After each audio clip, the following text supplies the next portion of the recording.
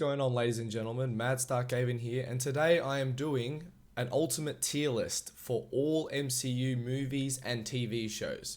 Now, this tier list is my definitive ranking of the MCU as it currently stands, with Guardians of the Galaxy Volume 3 coming out. And I thought I'd do this tier list now, purely because, I'm going to be honest, after this point, that is Guardians of the Galaxy Volume 3, I really have zero to no expectations of anything going forward for Marvel. I'm not hyped for anything. I'm not looking forward to anything in particular except maybe Deadpool 3. So I thought this is a good time to make my definitive tier list and essentially cap off the franchise, you know? How do I rank all these films? There are a lot of movies and TV shows to go over during this video. So I appreciate if you leave a like, subscribe if you agree or disagree with my tier list. But let's just get straight into it because we have a lot of movies and TV shows to cover. And I'm not going to give a comprehensive review of each. I'm just going to give a few select thoughts of each movie and TV show, why I'm ranking it there, and so on and so forth. So do not expect a full review of each because we'd be here for hours because there's so much content. So starting off with Iron Man. I don't know why they have Incredible Hulk ahead of Iron Man, but technically it's Iron Man that starts us off. Iron Man is an easy A tier. I almost would put it in S tier because it was a standard of superhero film that we weren't really used to, especially back in 2008. However, it came out in the same year as The Dark Knight. So The Dark Knight is a better film, unfortunately. But that's not really the reason I'm putting it in A tier. I'm putting it in A tier because to get into S tier, I feel like it has to be a movie that kind of raised the bar for what it was trying to go for. So you'll see when we get to the S tier films, which there are quite a few, they definitely deserve to be in S tier. But Iron Man is definitely top of A tier. You've got Robert Downey Jr. giving a pitch perfect performance as Iron Man. You have a kind of forgettable villain, but a menacing villain all the same in Obadiah Stane. Soundtrack is banging. The action is very good and it's very practical. The CGI, I mean, they actually built the Iron Man suit. It looks so good even to this day. It's a movie I recommend watching even if you're not a fan of the MCU. And yeah, that's why it goes into A tier. Following that up, we have The Incredible Hulk. Now, The Incredible Hulk is a film that at the time was very much panned by critics and audiences alike. Wasn't seen as very good. You know, the portrayal of Edward Norton was so-and-so. It wasn't very memorable. Okay. Upon rewatch, however, it's not as bad as some of the new content that Marvel's put out. That's really saying something about some of the new content that Marvel's putting out. When we get to Phase 4, you're going to see a lot of that content rolling around this area. But The Incredible Hulk is a C tier. It is mediocre. Okay, it's not great, it's not terrible. It'll probably be at the bottom of C tier by the time we're all said and done. But it is not bad.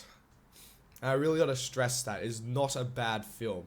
Like, I can see what some of the things they were going for. However, some of them didn't translate well to screen. And I really do think The Incredible Hulk as a character just doesn't translate well to a movie, especially when it's just about him. He works better as a supporting character than a movie you make just on him. So, he's a C tier. And C tier is average. It is an average film. Okay? Rewatch it. Give it a try. You might like it a bit more than you may originally remember. It's not a bad film. Iron Man 2, on the other hand, compared to Iron Man, my opinion on this film has changed over the years quite drastically.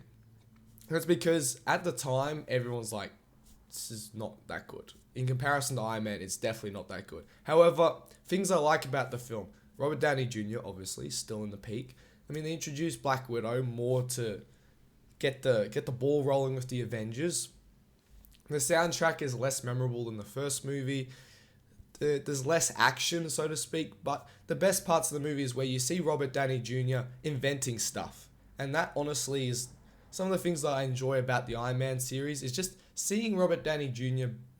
play Tony Stark and seeing Tony Stark as a character develop. And you can, as far as I'm concerned, it's not that bad in that regard. So for me, it will gets in the B tier. Like, it's definitely a step down from Iron Man, like a huge step down. But no, it's so much better than an average film, especially in the MCU as it stands today. But following that up, we have Thor. Now, this is a film. I honestly don't know how to feel about this film. Like, the fact that I don't really remember that much about it other than Loki dies. Spoilers. This tier list is going to contain spoilers, but I mean, we're reviewing every MCU movie, so if you haven't watched them at this point, I'm sorry. Loki dies. Thor gets humbled a lot, which makes sense because he's a brash, arrogant prick. Jane Foster is completely forgettable. That's about it, really. Really, it's Tom Hiddleston who kind of steals the show in this movie. And as far as I'm concerned, this film is entertainment. At like, that's the best way I can describe it. However, it's not very good entertainment. Is it better than Iron Man 2? No. Is it better than The Incredible Hulk? Yes. It's average. It's a perfectly average Marvel film, as far as I'm concerned. For me, anyway. Okay? And that's something that they improved with Thor. Thor is a very bland character. And the movie itself is pretty bland and forgettable, so to speak. And ask yourself, how many times have you actually watched Thor? That speaks volumes in itself. Captain America, the first Avenger. This gets in B tier. Actually, it gets above Iron Man 2. This movie strength, so to speak, is the fact that it's so quaint and old-fashioned. Okay? And it, the morals of the movie. You can get behind Chris Evans' portrayal as Captain America. He's just a guy who just wants to do the right thing. Steve Rogers just wants to help people, whether for better or for worse. And that's something that really translates well in this movie. Okay, he's not arrogant. He's a very thin and frail person, but he has a good heart. And that's what this film has, is heart. The action, yes, a lot of it's in flashbacks, which, if you ask me, is a bit annoying. The villain itself is very much Red Skull. He is forgettable, but also quite memorable at the same time. I don't know how to describe it. He definitely doesn't. He's portrayed by the legendary. He's played by the legendary Hugo Weaving, which brings some levity to the role. But otherwise, other than setting up the Tesseract, the movie doesn't offer much more than heart. Okay? It's not like an A tier film by any means. But B tier and above Iron Man 2, it definitely is. And that rounds off phase 1 with The Avengers. This is an easy S tier. However, it will be, as you'll find, at the bottom of S tier as we move along. Why does it get an S tier? Well, it raised the bar for superhero films.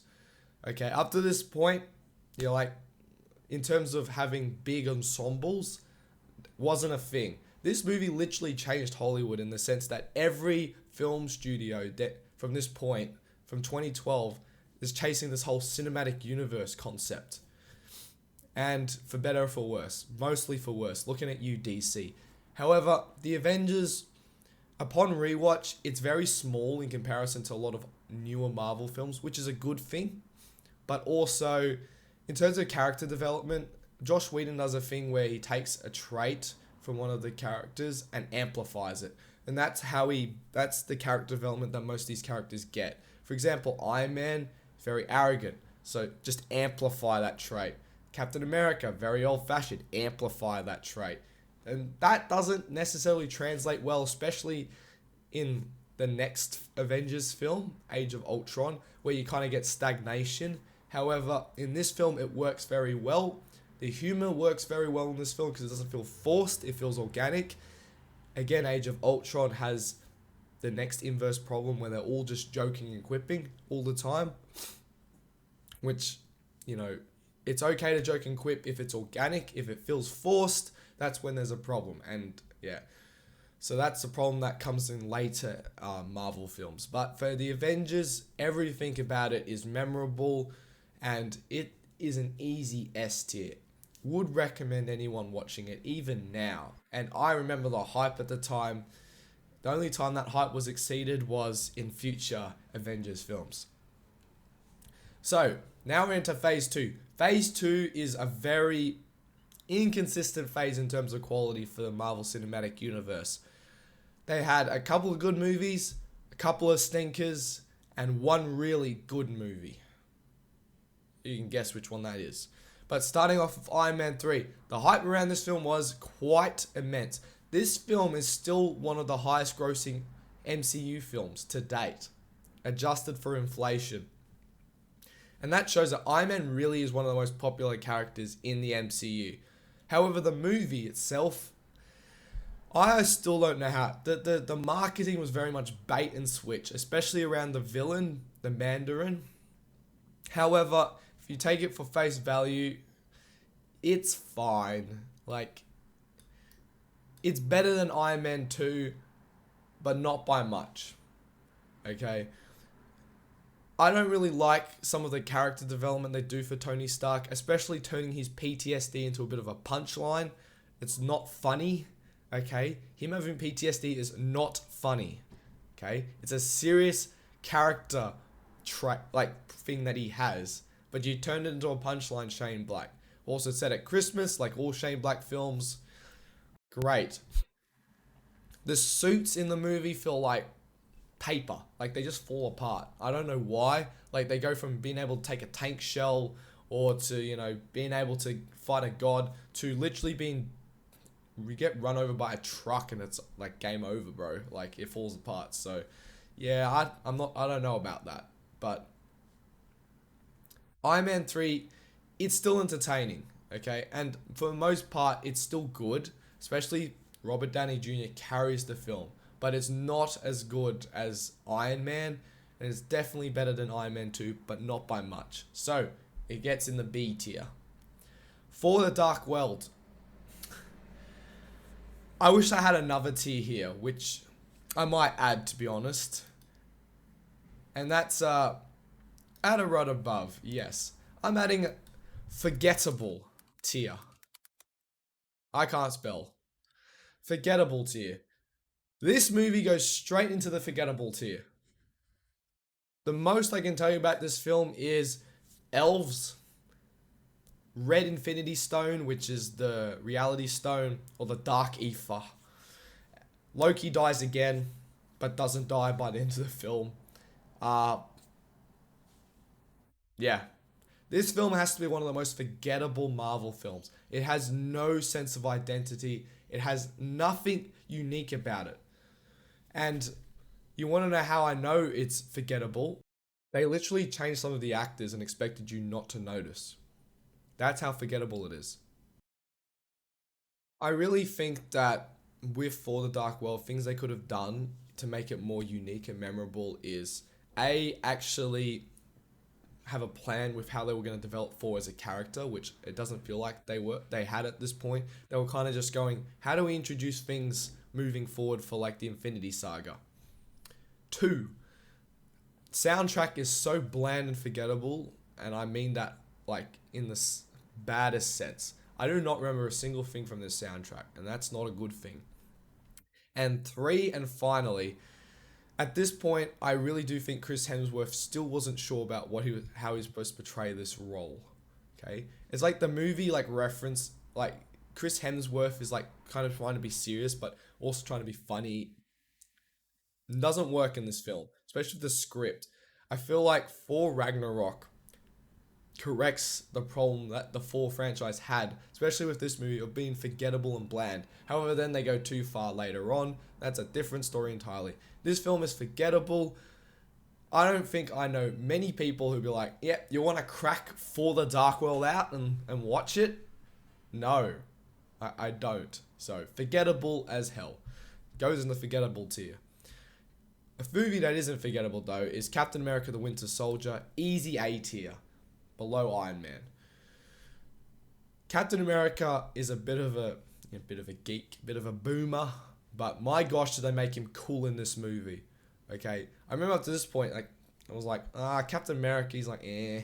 But this movie is like, yeah, he's cool, bro. This movie is a like a kind of pseudo spy thriller, and this is where people were going, okay, these are Marvel superhero films, but they're kind of getting a unique identity, each of them. Okay, Iron Man 3 is a Christmas movie. For the Dark World is bland and forgettable, but Captain America is a spy thriller. That's what we wanted from Marvel moving forward, and that's what we kind of got with Winter Soldier. The Russo brothers, probably the best directors in the MCU, and the screenwriters nailed the character. There were consequences and stakes in this film. Shield essentially being infiltrated by Hydra and then this being dismantled. There's nothing bad about this film. And the Winter Soldier's theme, damn. I will say the soundtrack, though, apart from the Winter Soldier's theme, is very eh. But otherwise, would recommend. A-tier film. Probably is his third best film up to this point in the MCU. And this film was followed up by what was the biggest surprise. Now, this is a film no one expected to do well. No one expected to be good. But my gosh, now, even on rewatch, S tier, above the Avengers. Guardians of the Galaxy. What makes this film work is its characters and its main heroes. Its main 5 heroes. Things that don't work. The villain is forgettable. Okay. That's a problem that the MCU has. It doesn't matter in this film because it's not the focus of this film. The main focus of the film is its main 5 characters, the core team. Rocket, Groot, Star-Lord, Gamora, and Drax. That's what makes this film. It has so much heart. That's another film that had a lot of heart. It is so good even to this day to see how much passion that James Gunn poured into these characters. And everything about this film works, from the humor, the dialogue, the action, the soundtrack, everything, and the music choices for the 80s music that they put into this film just works. And you know what? It works so well that DC tried to copy it in Suicide Squad, except that movie is a hot steaming pile of trash, so it didn't work. But the film works on such a fundamental level. And it kind of really did raise the bar for Marvel. The quality of this film was so good that I honestly feel like it put undue pressure on Avengers Age of Ultron. Because the film was so good that it made, at this point in time, it's like, alright, well, MCU it's going from strength to strength. And that, unfortunately, bleeds into Age of Ultron, I feel, in terms of the quality. But you took 5 characters that are completely irrelevant, like no one really knew about them, and made them relevant. That is just wowzers. That's all I can say. This film is great. It's easy S tier. Okay, you can come at me in the comments section. It's better than the Avengers. I mean, it has the same amount of key heroes too. 1, 2, 3, 4, 5, 6. 5. Gosh, I love the Guardians of the Galaxy. Such a good film. Would recommend anyone watching it. Okay, it might even make you cry, especially if you've just watched Guardians of the Galaxy 3 recently. Unfortunately, what followed Guardians of the Galaxy was a colossal disappointment. And that's the nicest thing I can say about Age of Ultron. This film is Avengers Redux. That's the best way I can describe it. It's the Avengers 1.5. And the reason why I say that is because nothing happens in the film. Nothing pushes forward in terms of the character development. Okay? And what I'll explain in a sec. This gets in the B tier. It is not a bad film. Okay? And I say that because it literally is the Avengers, but with more jokes. It's slightly longer. You have a villain, Ultron, who seems quite menacing if you look at the trailers. The soundtrack, it's meh, kind of forgettable if you ask me. They kind of nuked the Avengers theme song, which I'm not a fan of. And it introduces a few new characters, Scarlet Witch and Quicksilver. Now, the biggest problems with this film. If you look at any of the marketing of this film, like any of the trailers, what they promised in the trailers, what they marketed this film as is dark, lots of consequences, things were going to go down, people were going to die. And what we got are completely the opposite. In Iron Man 3, they get away with it because the film is still okay. They don't get away with it in Age of Ultron because the film peaks in the first 14 minutes. You get straight flung into the action. Alright, Avengers are assembled. You get Iron Man gets this dream sequence, which honestly is very foreboding, very foreshadowing, very scary. Like it's like, damn, okay, all the Avengers are literally cooked. Cap's shield is shattered in half. Earth is getting attacked, and then he picks up the thing, and you roll credits. That is where the film, like in terms of tone and everything, nails it. And then from that point, it's like la di da di da. And that's the film just kind of skips over all the things that made the first Avengers good, which was the talking scenes, the discussions between characters. Iron Man does not discuss with his team about making Ultron. If he did that in this film would be 10 times better, like straight away. Because then if he does it anyway, then there's actual tension and conflict. There's no tension and conflict in this film. By the end of the film, each character is exactly where they started the film. No joke. Civil War, which came out after this, 2 films after this, the next year, is the Avengers 2. Not this film. This film is a 1.5 redux. And yeah, Hulk gets put on a ship. Yeah, Ultron dies. Yeah, Sokovia. Blah, blah, blah. Civil War is the actual Avengers 2. This film is a galactic disappointment. However, it's still better. I think I'm being a bit harsh. It's still better than Iron Man 2. But my gosh, it's so disappointing. It's not a good film compared to the Avengers. It's a 7 out of 10. And yeah, that's where I'm going to leave it as. I really am disappointed about Age of Ultron. I remember at the time I really liked it, but as I watched it, I'm like, this is not that good. Like, nothing really happens. Okay, it's entertaining, but nothing really happens. So, Ant-Man. Fun little caper film. It's fun. Above Iron Man. It's fine. It's a good film. Honestly, I actually put it above, in terms of quality, I think it's better than Age of Ultron. And probably better than Iron Man 3. Ant-Man is not really like your mainstream character. Paul Rudd brings so much charm and charisma to the film. The film knows it's a small scale film and it rolls with it. It kind of like knows it and plays with it. And that's good. That's what you need to do. It's not a big film. So it treats itself. It's a small little caper film. You got small scale fights which are kind of cute and quaint. Everything about the film is kind of unique. Kind of memorable in the sense that it's small scale, okay? And it owns that small scale. You can have a story that can still have impact even though it's of a smaller scale, okay? And following Age of Ultron, that the Ant-Man works. I honestly think Ant-Man in the Ant-Man trilogy is the best of the Ant-Mans because it kind of gets that small scale. Whereas the sequels, that doesn't really, not the same. Like, it doesn't have that small scale. It tries to be too big for its boots. And yeah, that's why I'm going to leave it. Paul Rudd's good. I forgot his name. I really have forgotten his name. Michael Douglas is fine. MVG, the lady, the actress who plays the lady, she's fine. Everything in the movie is fine. And that's the best way I can describe this film. It's a fine movie, but not much more. Civil War. A tier, bro. Honestly, I put it above Iron Man, actually. Civil War is what Avengers Age of Ultron should have been, and honestly, it's much more watchable than Age of Ultron because stuff actually happens in the film. And the film has such a great opening where you see the Winter Soldier goes on a little mission, and you go, okay, stakes immediately set. And you roll credits.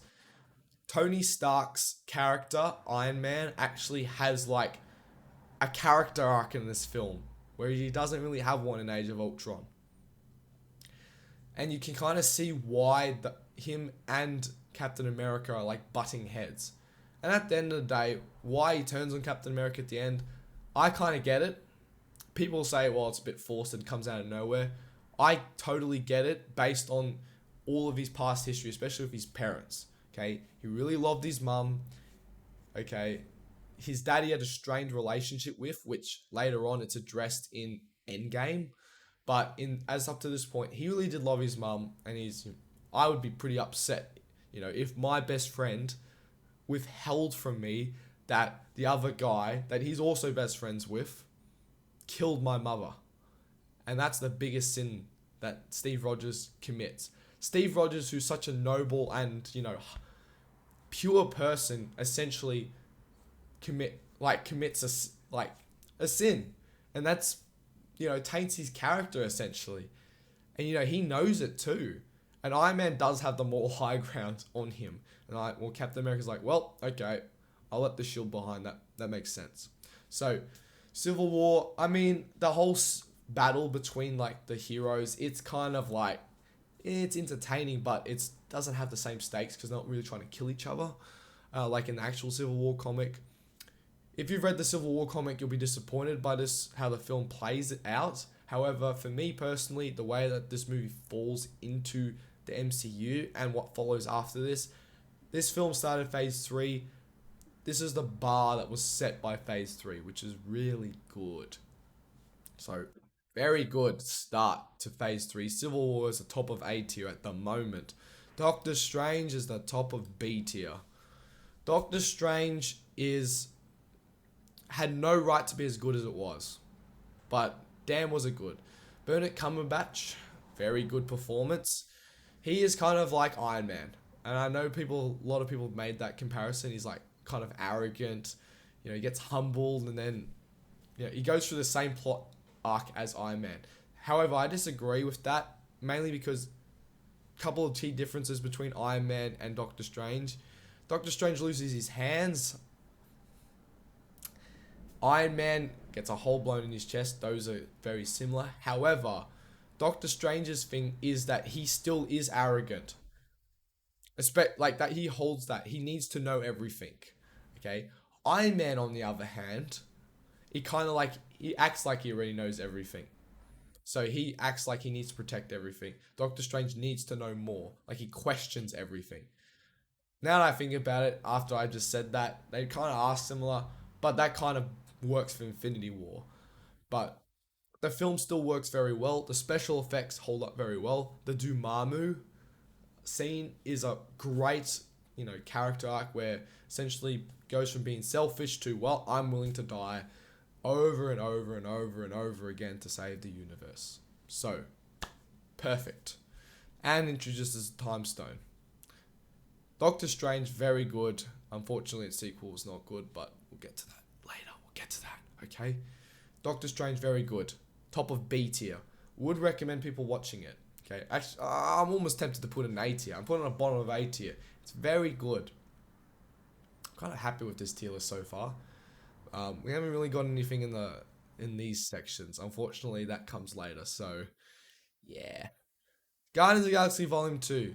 This film is not as good as the first Guardians of the Galaxy. However, it is still good. Okay, it's a good film. It's top of B tier. Okay, it's not as good as Doctor Strange. It's not as good as the first Guardians, but it's still as entertaining as hell. And it kind of still nails the humor, although they kind of go a bit overboard at times. It kind of is everything that the first Guardians has, except just more of it. And for better or for worse, it works and doesn't work. However, it's still sad at the end when Yondu dies, and that's why it gets the top of B tier. It's just a memorable film. Okay, was disappointing at the time though. Now that I've watched it with Guardians of the Galaxy Volume 3 in mind, it works. Also, Groot is so cute, but you can tell why little Groot, we can make so much money off this. Disney were like, heh. So, Guardians of the Galaxy Volume 3 is top of B tier.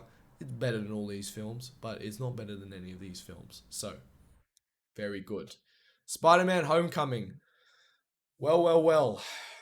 Look where we've arrived. Okay, Spider Man Homecoming. This film, at the time, I really liked. Now, I like just a lot less than I liked it when it first came out. Biggest problem with Spider Man, as it was in the MCU, is he was in Tony Stark's shadow. In this film, they kind of remove the origin story and they go with a different origin story. Michael Keaton as the Vulture nails it. The humor is nailed. The charisma between Tom Holland and all of his friends nailed. Is the film memorable in a sense? Yeah. This film is definitely, I'd put it in A tier because it's still very good. However, I might put it above Doctor Strange.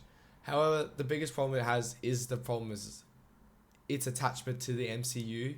It can kind of feel a bit bloated, but when it's just focusing on being a Spidey flick, that's where it works. And so I put it in an A tier. It is a good film, like a very good film, and mostly because of Tom Holland's character. Okay, it is Homecoming. It's a nice little teen drama film, and that's what Spider Man at this age when he's at this age works as.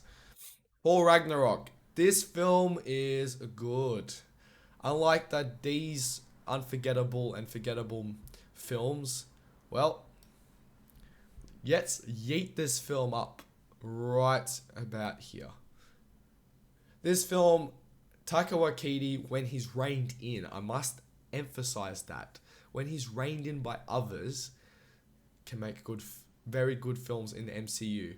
Okay, this film kind of discards everything from the previous four films and just goes with the new stuff. Okay, Ragnarok is very funny. It's very memorable. The visuals are very, very good in this film. Like, it's probably one of the most visually memorable MCU films. The CGI is actually good, unlike for Love and Thunder.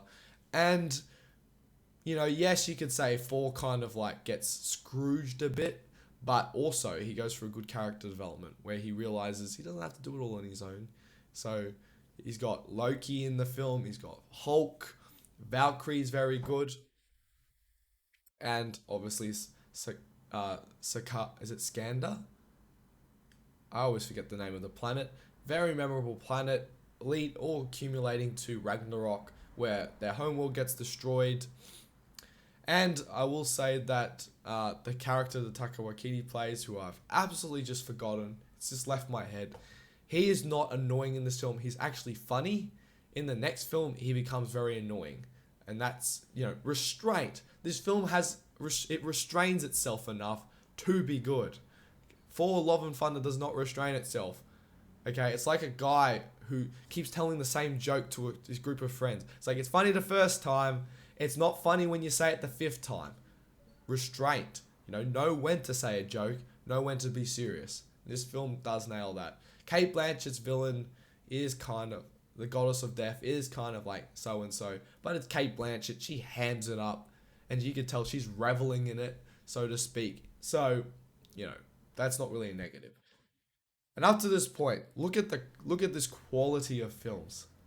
A lot of A and B tier. Like MCU up to this point really had two real big duds, three duds, some meh films, but a lot of good quality films, and two S tier films. Black Panther. Now, if you go on Rotten Tomatoes and you go on any critic site, this film's going straight to the top of S tier. It's the best Marvel film ever. Guardians of the Galaxy, out of here. Yeah, nah. Black Panther is not the best film that Marvel have ever put out, okay? And you want to know why? First of all, the plot. The plot is so, inanely silly at times. Like, why the hell would they decide they're king by tribal warfare in the MCU? You gotta remember, we're not talking about real life here. We're talking about in the MCU here. Okay? Silly. The CGI in this film also very inconsistent. Okay? Soundtrack's good. Chadwick Boseman, excellent as Black Panther. Killmonger is not this like everyone's like Killmonger's the greatest villain ever. No, he's not. He's just honestly he's the same as like some of the other MCU films. Like he's like got a understandable reason why he's upset. Backstory, family, etc., etc. Uh, Look, this film is incredibly overrated. It is a very overrated film. Okay, some of the parts it's very good, but it's not like S tier, like top of the MCU tree. Like, don't get me wrong. Like, I understand why it was seen as like this goat film for what it is. Like, it's like very good in the sense that it represents the culture that it's bringing to screen very well. However, I'm not rating it on that. I'm rating it as a movie, okay? And then as a movie, it's top of B tier, which I still think is very good. But yeah, I know it might upset some people, but that's just my opinion. It's not S tier quality film, okay? It's still good. It's fine. It's perfectly fine, okay? Don't be upset at me. It's perfectly fine, okay? I can't handle any criticism in the comment section. But that leads us to Infinity War, top of S tier. Avengers Infinity War, the hype was insane. It delivered on the hype. It is the big blockbuster. Like, it's all led to this moment. I could spend a whole like hour ranting about everything I liked about Infinity War. I guess summarize it like this: Thanos is the main protagonist slash antagonist. He actually has an understand. He is an actual understandable villain, like sympathetic. He doesn't have any big he doesn't really get angry in the film, and that's something I noticed upon rewatch. He doesn't really get angry. Okay, a lot of the time he's just testing the heroes. Like he tests Star Lord whether he was willing to kill Gamora. He's testing how far the Avengers were willing to go in terms of like uh Tony Stark, Doctor Strange, all that, and yes, that willing to give their lives because they're heroes. The reason why the Avengers lose in this movie, they're not willing to compromise. You look at Thanos in this film, okay? He literally lets everyone he loves dies, and he's sad about it. Like you can tell, like he's like, he's very like he's not like crying outwardly, but he's like, well, I've lost everyone. I've lost my children of Thanos. I've lost my daughter. He's crying when he kills his daughter, like genuinely crying when he kills Gamora because he loved Gamora, and the Avengers weren't. That was the issue. They weren't willing to sacrifice anyone. They weren't willing to compromise. And that's why they lost. Okay, if they just killed Vision, that's the end of the movie. Like, can't win. But at every turn, they weren't willing to compromise, and that's why they lose. You look at him in the movie. There's only like 2 times he actually gets beaten. Gets beaten. He thrashes the heroes at the beginning, and that's with only like one Infinity Stone. Okay, crashes Thor, Loki, and Heimdall and all that. And Hulk. He thrashes Tony Stark, Doctor Strange, and all that. But that's after they manage to restrain him. But that's because they kind of catch him by surprise. So that is after that, when he's not catched by surprise, he never gets beaten again. He wipes the floor of Captain America's Avengers team on Earth, apart from Scarlet Witch, who manages to kind of hold him back for a bit.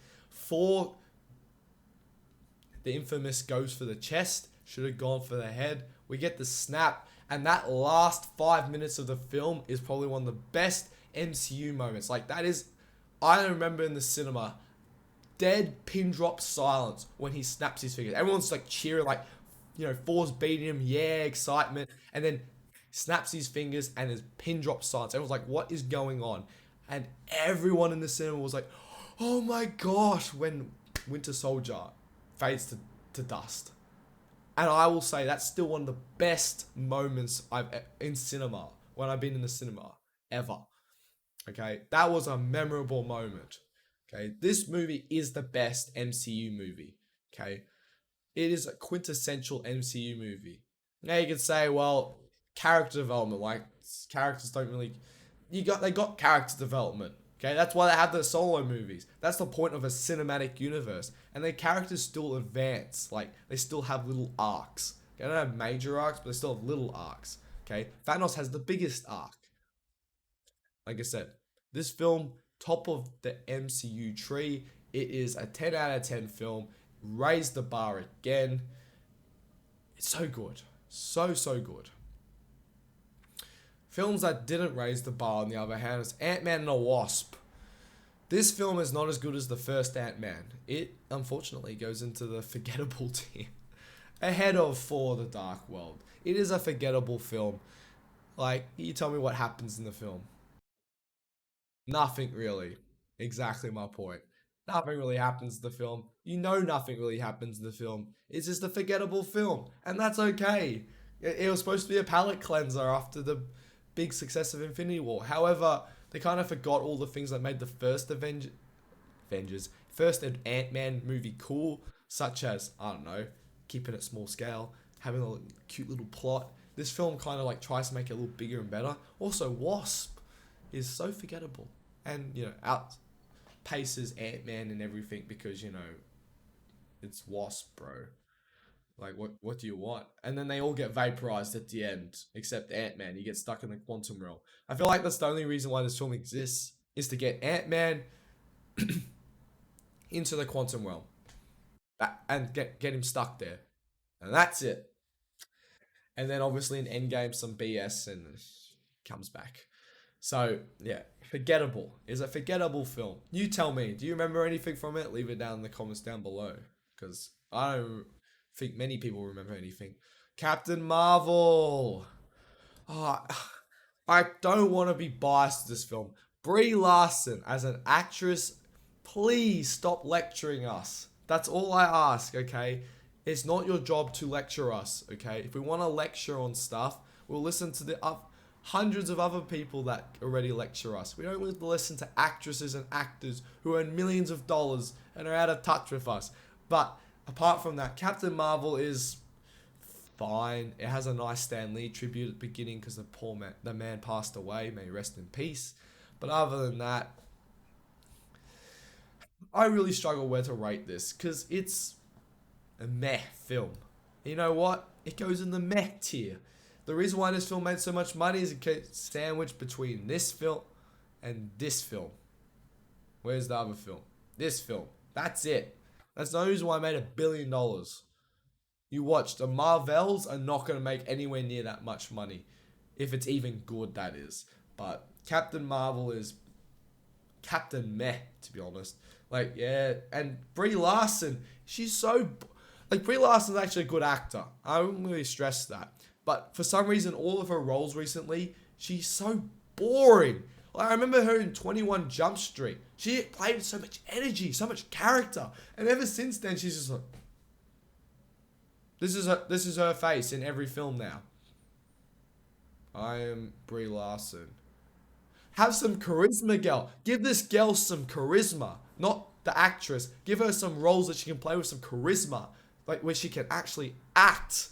Not like just one facial expression where she's kind of like upset or moody or like, yeah, I hate my life or something like that. So, yeah. C tier. Avengers Endgame. Well, it all has been leading up to this. Avengers Endgame had some of the biggest hype around its release, and the trailers richly gave nothing away. Like, we knew nothing going into this film. Okay, we knew nothing about the plot. There were some leaks about time travel, but other than that, nothing. This film is not as good as Infinity War, which I tell you what, that is not a criticism because Infinity War is like the bar is so high. It's right here. And I think that's very justifiable. Avengers Endgame is a perfect finale.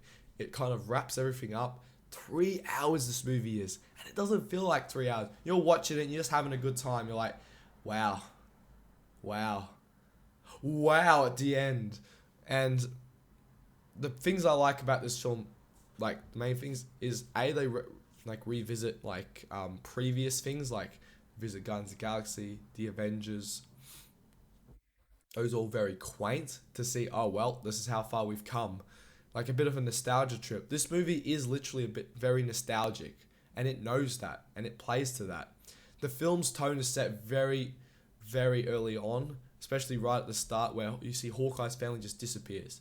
And it's really like, oh my gosh, you kind of remember, okay, yeah, well, that snap really did affect everyone, like just out of nowhere. You imagine your entire family just disappears from existence. That's another reason why I don't like Phase 4, but we'll get to that in a bit. Uh, I don't really need to say much more than it hasn't really been said. Avengers Endgame really is the end of the MCU as we knew it at the time. And this is where if it just ended here, I don't think a lot of people would have been complaining.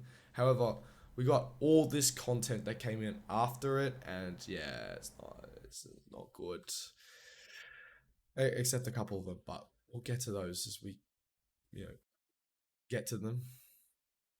But yeah, Endgame really was the end of the MCU. It was the end of Phase 3, and yeah, I really do miss the times when the hype was that strong in the MCU and the quality level was so high. But yeah, we're well past that point, are we? Far From Home. It's better than No Way Home. So I'm going to put it right above No Way Home. I'm not No Way Home, the Homecoming. It is a fine film in the sense that it's smaller scale again. Mysterio is very memorable, and it sets up what will be a very good payoff for No Way Home.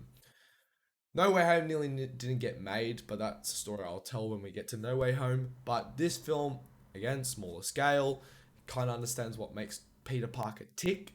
Okay, Peter Parker just wants to be a normal kid, and he's dealing with the pressure of being the next, like being in Tony Stark's shadow, which makes sense because he is his protege.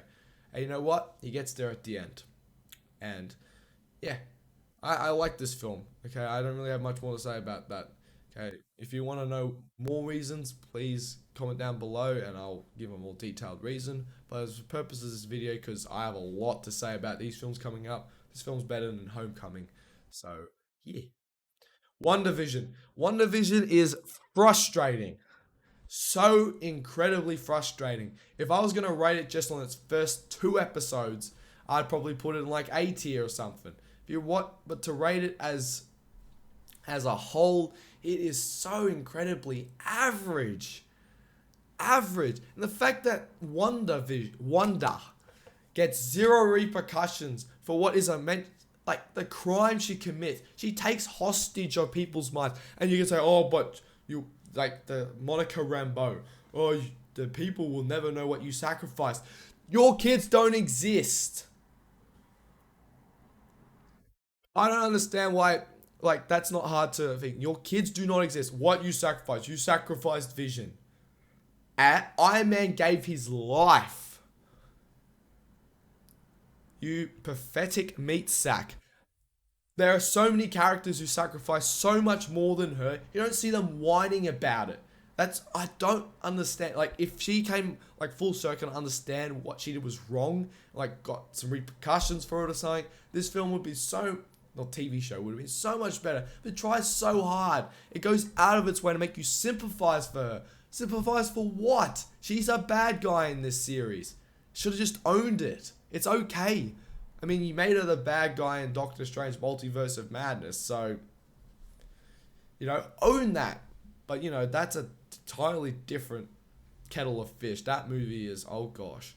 But this film is C tier. I'm putting it below Captain Marvel. Like if you want to watch it, you can. Maybe watch like 2 episodes or something. And if you're not into it by then like once the mystery unravels for this film, it's just, oh, you're just rolling your eyes as the dialogue spews out, and they go out of their way to make, oh, poor Wanda. I mean, I just don't kind of remember the fact that she tortured 2,000 people. They're supposed to be heroes. Remember this. Up to this point, all the heroes act, whatever they did, for better or for worse, is to help people. What's Wanda doing in this? She's not helping anyone. That is a selfish character. She is so incredibly selfish. But anyway, Monica Rambeau. It's C tier. I mean, I kind of was like nervous. I'm like, oh, we're not off to a good start in Phase 4, but maybe it'll get better. It didn't get better. Falcon and the Winter Soldier. One of the biggest sins I was going to say about Phase 4 is it doesn't address the consequences of the snap. Now, you could say Endgame doesn't do it, but Endgame has other things it's trying to deal with. Okay? Falcon and Winter Soldier should address the consequences of A, people disappearing for 5 years and then coming all back after 5 years. Hell, Far From Home did it better. Like, yeah, all these kids who are still stuck in the same age group, and all these other kids are like adults now. You know, Falcon and Winter Soldier, first of all, gets very preachy. No, no, no, no. Don't you dare get preachy with me. Starts to get preachy. You gotta do better, Senator. That is a line that comes to mind. But apart from that, some of the fights are completely unbelievable. And I mean that wholeheartedly. It's so unbelievable. And it makes me really just go, oof. Okay, Winter Soldier would be wiping the floor with some of these women that they've got him fighting him, like that are fighting him. He's a super soldier assassin, okay, with years of experience. But you know, yeah, he can get his ass handed to him because physics, I guess, like Fast and Furious level physics. Falcon himself, yeah, he becomes Captain America. Why don't you just let that, like, Captain America? Why does he have to become Captain America? Why can't he just be Falcon? That's my biggest issue, is they just can't let the character die. They just like, we have to continue it. So just make Falcon the Winter, Captain America. Yeah, yay, cool. Below WandaVision. That's where it gets. The villain tries to be sympathetic. They try so hard. That's another thing with Phase 4. Make all these villains sympathetic. Sympathetic villains. They are bad people. I don't feel sympathy for them. Okay? I can see. This is the thing. Thanos' plan works because it's like the scale of it's like, well, I can kind of see that if you take out half the universe and do it like, at random. Well, I guess it kind of would work. Like, you're wrong, but it would work. But they're bad people. Like, they're not good people. Okay? And I don't sympathize with them. It's just that simple. So, Falcon and Winter Soldier, C tier. Like, that's it. I have much more to say about it. It means slightly worse than WandaVision. Take that as you will. It's the best TV show of Phase 4, Loki. I really do like Loki, but I wish it wasn't part of the MCU. Loki gets in the B tier. Oh, Black Panther. I actually like Loki. They kind of like made him a bit of they kind of nuked his character a bit. But the show at least is unique, and it teases the multiverse. It teases it. However, so as we've seen so far, it's been very underwhelming. But yeah, the film kind of teases it at it. And for what it's worth, Loki has a memorable soundtrack. The visuals are memorable. The concepts are memorable to the extent that okay, you can kind of get what they're going for. Okay, the problem is that from this point they haven't really expanded anything that Loki's built on. So as you can tell, Phase 4 feels really rushed in that sense. Yeah, that we're already 3 TV shows, and this is in the less than the space of 6 months. Like, too much content is the problem with Phase 4, and it's not going to get better because look at all this content. But Loki is the best of the TV shows that came out in Phase 4. Like, by default, unfortunately. But, take that as you will. Black Widow, watch if you're drunk. This film is a film that if you watch when you're hammered, you'll have a great time. It is so incredibly stupid, the plot, that you'll just be like laughing your head off. Like, I was laughing. I watched this sober. I couldn't stand it, so I decided, well, if you can't watch it sober, watch it when you're a bit tipsy. And my gosh, is it fun? It is such a fun film when you're drunk. That being said, it's not good. It's not a good film.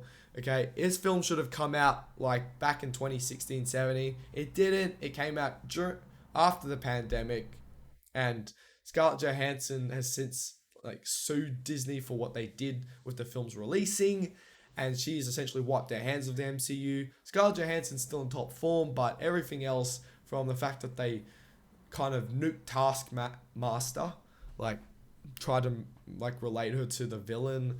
You know, the sister was actually pretty memorable. I like her. She was pretty good. I forgot the name. Florence P. I don't know how to pronounce her last name, but Florence P. She's pretty good. Otherwise, physics are broken in this film. Remember, these aren't superhumans. They're just really good assassins, which means they would be dead in some of the scenes in this movie, but you know, they survive because movie physics. Just watch it. Don't ask questions. Just consume product and move on to the next product. So, yeah. This film is watch it if you're drunk, you'll have a good time. What if actually I misspoke with Loki. What if is actually not bad. I put it above Loki. Loki. What if works because it has nothing to do with anything the MCU has, and the art style is just memorable enough. The action is just memorable enough where you go, well, if you want to just watch something, if you're a Marvel fan and you want to watch something that, oh, well, what would happen, like if you know these characters or these events happened, then it's fine in that regard. Otherwise, if you're not a Marvel fan, it's probably like be in this category, have not watched. But for me, I pretty liked it. It's in B tier, top of B tier. Although maybe I put that's better. That's much better. I like that. That looks better. What if it's better than Loki slightly because it has nothing to do with the MCU as a whole? All right, Shang-Chi and the Legend of the Ten Rings. It's content. The movie. The movie is good until it gets to the big finale and it's just big, like CGI battle, like like all over the screen.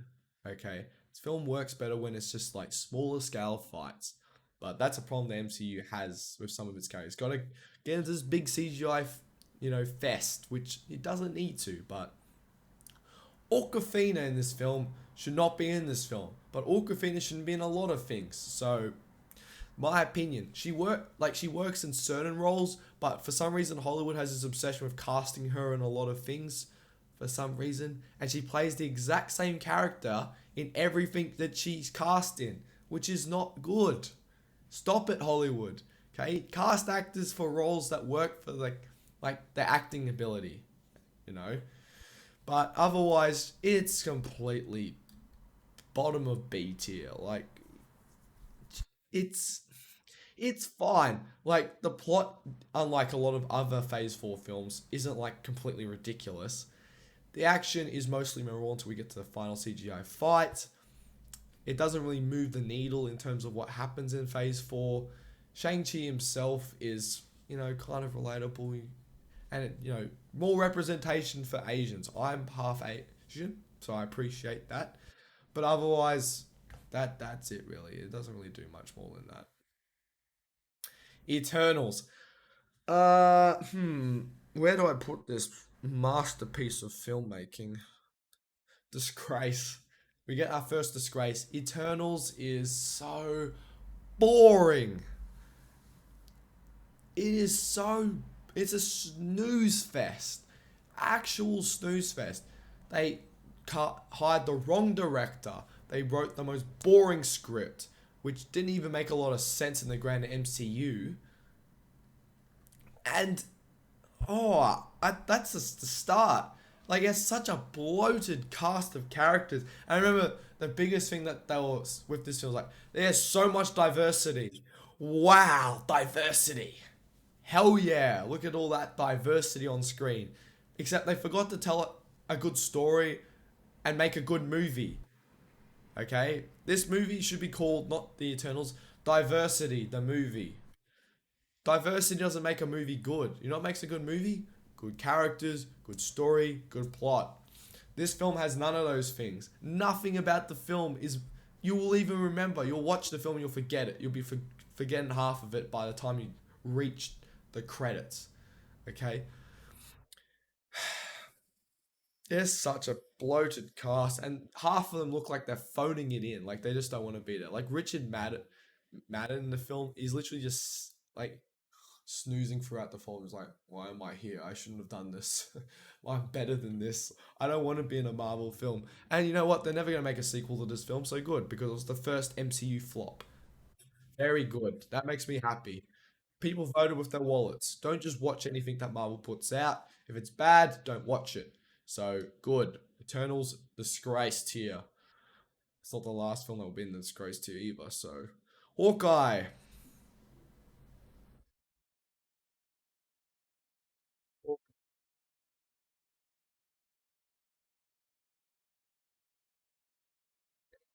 That works. Hawkeye is fine. It's C tier. And bit rude. Maybe I'll put it here. Yeah. It's got Echo in it, who's going to get her own TV show. It's got Kate Bishop, who's played by the charming Haley Steinfeld, who I really like as an actress. Other than that, it's really not that good. So yeah, it's more of the same nebulous TV content, and it ruins the Kingpin from the Netflix TV show, which is a cardinal sin. But well, I guess we can kind of forget about that. To be fair, I've really forgotten about this that it's even existed. So let's just move on. Okay, it's in C tier, like with all the other nebulous Marvel TV shows. So what can I say? We got another S tier. No Way Home. No Way Home is really good. No Way Home actually nails nostalgia as it was meant to be. It uses the whole multiverse very smartly, and it has so much heart to it, and it focuses on the characters most, like first and foremostly. Okay, not the multiverse, the characters. The multiverse should never come first. The characters should come first, and then the multiverse feeds into how the characters. Okay, Green Goblin is still expertly played by William Dafoe. Uh, Doc Ock is still played by excellent Alfred Molino. Tobey Maguire and Andrew Garfield effortlessly slide back into their role as Spider-Man. And Doctor Strange is a bit of a moron in this film, but you can kind of get past that. It's not a flawless film, but my gosh, it's very watchable. Like, very watchable. And I'd say it's in the top five Marvel films, which, I mean, there's not much else from here that's going to be in the top five, so yeah, take that as you will. Moon Knight, I haven't watched.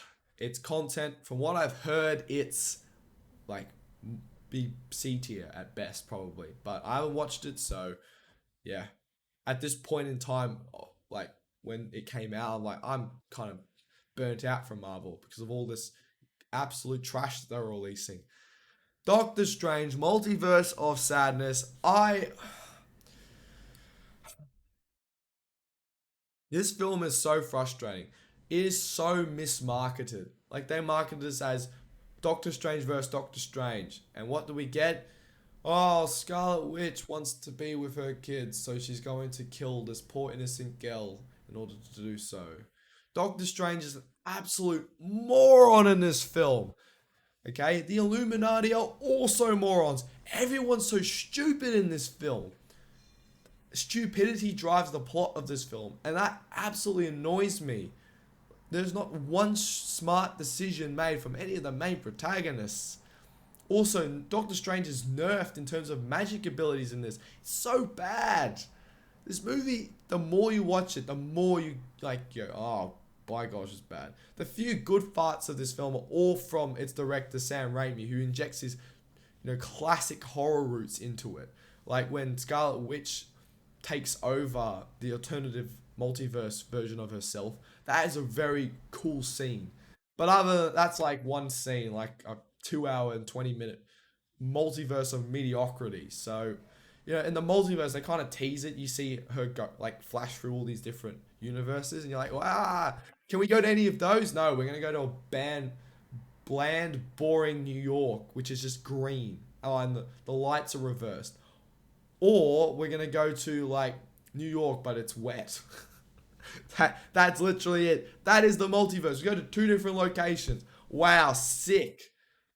Okay, and you know what? The screenwriter's like, oh, but this movie was supposed to come out before No Way Home, and blah blah blah. The movie wasn't going to be good even if it came out before No Way Home. Okay, that's not an excuse. Just accept your movie wasn't good. What is it with these screenwriters having such precious egos? Okay, if it didn't work, just take the feedback and make it better next time. Don't get all precious on us. We don't care about your feelings. Okay, your job as a screenwriter is to write a good screenplay, write a good movie. Focus on that rather than trying to defend something that wasn't good, okay? Because no one's going to care. I'm going to be honest with you, okay? Oh, I'm sorry, we criticized you. What, is criticism illegal in 2023? Obviously, because it's malicious. So, yeah, Multiverse of Madness, I wouldn't even say it's a good watch if you're drunk. It's not even forgettable because you won't forget how bad it is. It's a disgrace. I'm putting in the disgrace tier. That film could have been so much more, but you know what? And some of the CGI, that CGI at the end, but they kind of just nuked the character of Doctor Strange. They killed Scarlet Witch after making her the villain for some silly reason, and that's it really. Nothing really happens. It's cool. Doctor Strange, Multiverse of Sadness. It's a disgrace. Still better than the Eternals though. Miss Marvel. One thing I will say about Miss Marvel is when you watch the first episode, it starts off with Blinding Lights, and I love that song. You know, I just love that beat of that song. Miss Marvel itself is, you know what, is actually better than a lot of the other content, and mainly it comes down to the actress who plays Kamala Khan. Problem is with the movie. Actually, I'm gonna top it back down to C tier. Biggest problems with the movie is that she doesn't really learn anything by the end. That's a consistent thing with Phase 4 is they seem to just tell the characters, you're good if you just believe in yourself. You look at a lot of Phase 1 films that are in the A tier. Iron Man, he actually has to learn something. Okay, he doesn't just believe in himself. He goes through hardship, trials and tribulations, and then comes out on top of it. Winter Soldier, same thing. Thor Ragnarok, same thing. Far From Home, same thing. Homecoming, same thing. Doctor Strange, same thing. Even Black Panther. You look at a lot of these films. Oh, you just believe in yourself. You'll be fine. No, that's not how the real world works. You know what? I believe I can be a doctor. I'm going to go and study medicine. 2 weeks later, well, I'm definitely not smart enough to study medicine. I wish someone told me. You got to actually, work hard. You've got to put effort in. You've got to learn things. Those are all other key traits that these Marvel films don't seem to get. It's not just about believing in yourself. But you know what? If you want to push that message, especially in your female-driven superhero movies, then so be it. I don't support that message. It's a terrible message to be sending young girls. Give them the message that if they work hard, put effort in, learn things. Sometimes they will fail. It's okay for them, to fail at things, okay? Not everyone's perfect. And if you believe in yourself on top of all those things, then you will succeed. But not just believe in yourself, okay? That is not the only trait you need to have in life to succeed in life. That is a lie. And if you believe that, well, the copium is strong there because that's not how it works in the real world, unfortunately. Speaking of disgraces, For Love and Thunder. I would say that I'd rather watch Multiverse of Madness than For Love and Thunder, and that's because For Love and Thunder is terrible. Okay, you nuked Thor's character. It's just a nuke of a film. Taika Waititi's off the leash, and he just like, well, screw you all. I'm hamming this crap up. That's literally the film. It's Ham the movie. There's nothing funny about the film. It tells the same jokes over and over from like those annoying ass goats. Russell Crowe, he's a god who's like so arrogant. Ha ha ha ha. Laugh. Are you not entertained? That's the film. Half the time it like tells a joke. Are you not entertained? Russell Crowe from Gladiator. And then by the end of the film, you're just left going, what did I just watch? Poor Christian Bale. That man is such a good actor. He tries so hard to be good in the movie, but you can tell he's just like he's or you can tell is that he is literally throughout the film just going, well, this movie sucks, so I'm just gonna do my best and just get out of this as fast as possible. And that's it really. Full Love and Thunder is a terrible film. You go and watch other critics' reviews if you want to see more depth, or maybe I can make a more breakdown video of this travesty in the future, but it means I have to watch the film again. I don't want to do that. It's bad. Don't watch it. Just forget it exists, okay? I mean, nothing happens in the film of any note, so yeah. She Hulk! We're up to She Hulk. Now, She Hulk is one of those films where if I put in S tier or put in this tier, like, it's not a disgrace. It's a watch if you're drunk. It is so bad that if you watch it while you're hammered, you'll have the best time. The film is the film. The TV show is so incredibly preachy to you that you're just like, stop. Just stop trying to preach to me. Okay? Now, its target audience, I really do think were middle aged, like 30 to 40-year-old women, which for that demographic, you know what? I feel like this film is like, TV show is actually really good. You know? Like, I actually think that it would be a 10 out of 10 because the character herself is a middle aged woman who's kind of hit the bend and is obsessed with work, but also, complains, well, why don't I have any friends? I wonder why you don't have any friends because you're obsessed with work. Work isn't everything in life, okay? You can have a life outside of work. Also, one of the lines that really annoys me in the film is where she's like complaining about, oh, well, I don't want these superpowers. The only superheroes is for orphans and for billionaire narcissists. And I remember when she said that line, I'm like, he sacrificed himself so you could be here, you absolute potato. If he didn't give his life, Thanos would have wiped out the entire universe. You wouldn't exist. But no, billionaire narcissist. Also Captain America, the most selfless person. She, like, you know what? If this TV show was like a meta commentary about how to be a selfish person, it'd be a 10 out of 10. And you know what? That's why I say, watch if you're drunk. You might actually get some enjoyment out of it. Oh, Daredevil's in this. And I can tell he doesn't want to be in there. Poor bloke. But, yeah. Look, I don't want to make any more comments than I already have because it annoys someone. She-Hulk is more fun if you're drunk. Like, very fun if you're drunk. It is otherwise preachy and trash. So, and just not going to get a sequel. Like, people kind of watched it as a meme. Oh, and I've never seen the directors and screenwriters of something attack its fan base so hard. You do realize that fan base is the only reason why you get to make this crap, right? Stop attacking the people who watch your show. They're the only reason why you have a job. That's like attacking your customers who pay you money for your product and like, don't buy my product. Okay, I won't buy your product. Why is no one buying my product? Because you attacked them, you absolute melon. So yeah, She-Hulk. Watch if you're drunk. I haven't watched Werewolf by Night. I've been meaning to. Supposedly it's very good, like A tier. So yeah, do check that out. I will check it out eventually, but that's actually really good because it's nothing to do with MCU as well. Wakanda Forever should never have been made, okay, because we all know that the man himself passed away. However, it's, critics were like, it's good. It's not. It's C tier. It introduces a bunch of characters that are instantly forgettable, like a replacement Iron Man. Because why do we need a replacement Iron Man? Don't know. The villain. Is he relatable? Sorta. Is he memorable? No. They replaced Black Panther with his sister Shuri. Yay. The film is 2 hours and 40 minutes and it feels 2 hours and 40 minutes.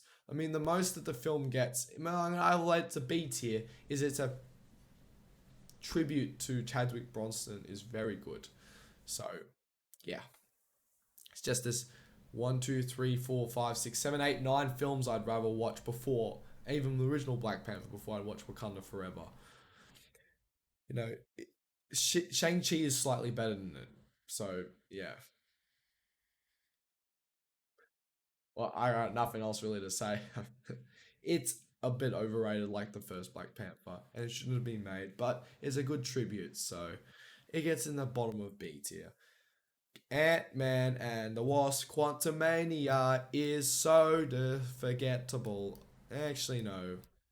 If you watch it when you're drunk, you'll have so much more fun. This film, for all of its multiverse hype, is just a big. And I mean that wholeheartedly. It gets preachy again.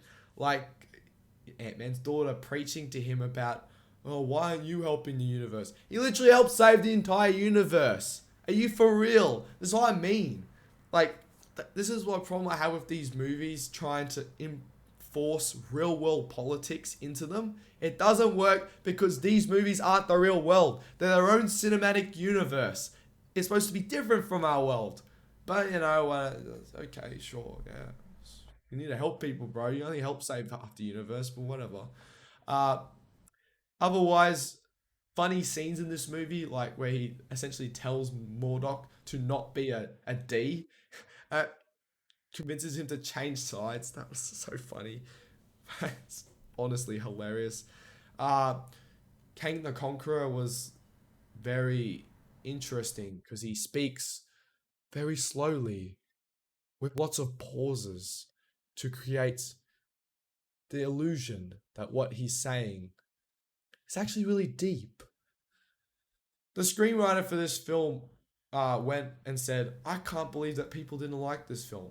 Again, like all the other precious screenwriters that seem to be flocking Hollywood at the moment, like the screenwriter of Multiverse of Madness, and was like, oh, well, I don't understand. I put my heart and soul. It's okay. We know you tried really hard. Take the feedback and make a better movie next time. That's it. It's not that deep. Okay? This wasn't that good. Forced humor. The forced humor, lack of any ties to the multiverse, lack of any character development for any of the characters. Like, the movie ends and it's just back to status quo. Like, literally, that's it. Uh, some teasers at the end for what the multiverse might be. And hell, Jonathan Majors might even be playing Kane coming up. You want to know why? Because he may be dropped due to various things. But oh well. Yeah, that's it. It's watch if you're drunk. Guardians of the Galaxy. We're almost at the end. Guardians of the Galaxy Holiday Special. Well, I feel like this is not fair because it's like a small little holiday special. I actually liked it. I'm putting it in B tier. Somewhere, I don't know, put it here. Like, it's fun, It was fun, cute, like, not very memorable, but otherwise, yeah, I enjoyed it. I don't really have a lot to say about it. It's so short. Kevin Bacon's in it. Uh, if you want to if you like the Guardians and you want to spend like 30 minutes seeing more Guardians, watch that. That's it. That's all I got to say. Guardians of the Galaxy Volume 3 is an A tier. They actually finished the trilogy very strongly. This film is a return to form for the MCU, and it really is because nothing beyond phase 4 has actually gotten to A tier for me anyway. Whereas this actually did. The highest was What If. So actually wait, no, it was No Way Home. So you got two A tier, an A and an S tier film from phase 4. Although this is phase 5, so yeah, I take that back. I'm sorry. Uh it's not perfect. The humor can be a bit too much at times, but my gosh, you feel sorry for Raccoon. The villain actually is menacing because you actually hate his guts for the fact that he treats these creatures with such contempt, and I dislike that. And I was absolutely squirming at the animal cruelty scenes in the movie. I was like, "Whoa, this man is evil," and I was so happy when Rocket raccoons him at the end. Hell yeah! But yeah, this film has a lot of heart, and if it's the end of the Guardians of the Galaxy as we know it, I'm so glad they ended it like this. It's really good. Okay, go out and watch it right now. It's still in cinemas. Go and watch it. It's really good. It's not like all the other copious trash that came out in Phase 4, but I'm putting it actually here. It's very good. Okay. And I'm going to miss this iteration of the Guardians of the Galaxy. And that's it. That ends the tier list. So this is my final tier list. You can see it on screen now. We've got quite a few bangers at the top. In the top 5, good bangers in the A tier, B tiers. Got the most films. C tier, it's full of mediocrity, to be honest. And then there's quite a few. I haven't watched these two, but there's quite a bit of trash at the bottom. There's a couple of things I'd like to change that I've got all the things. I'd like to move Wakanda Forever actually down to C tier along with Shang-Chi and Iron Man 3. Iron Man 2, I mean. That's much better. Age of Ultron being the bottom of B tier makes sense. Doctor Strange being the bottom of A tier makes sense. Incredible Hulk being the bottom of C tier makes sense because it is the most average MCU film. And then we got, trash. Like, that makes more sense. What's interesting now that I've looking at this tier list is if you look at all the films that are in the bottom, there's one from phase 2, but one from phase 3 in the forgettable. But you look in this tier, all this is from phase 4 and 5. The quality of the MCU has dropped so significantly, and that's why audiences are kind of like superhero fatigue, because you're making trash again. Like actual trash. Like if Doctor Strange, Dark World is the worst film that came out from 10 years of Marvel films. That should tell you about the standard of quality that they set. Okay, look at how many good films we got. The problem is that even then when you look at it, is that they're not really offset by anything. The best films from phase 4 were No Way Home, which doesn't really count, it's Sony. And then from there, I don't know, Guardians of the Galaxy Vol. 3 just came out. But other than that, I don't know, maybe Loki's a TV show. Shang-Chi, Wakanda Forever. Like, there's not really anything. Miss Marvel, WandaVision. So, yeah. It's not, Doctor Strange, Multiverse of Madness. Yeah, that's a disgrace. So, yeah. I think the MCU really has a quality control issue, and I really hope they make less stuff. Make it better. Okay? Make good stuff. We don't just want content. We want good content. Okay? Our time is valuable. Treat our time like it's valuable. Remember, COVID's over. With COVID, people had so much time to watch all this content. They don't have that time anymore. So, yeah. Treat our time with respect. This is my final MCU tier list. Leave a like down below, comment, subscribe. What do you disagree or agree with? And I want to thank you all for watching this video, and I'll see you in the next one.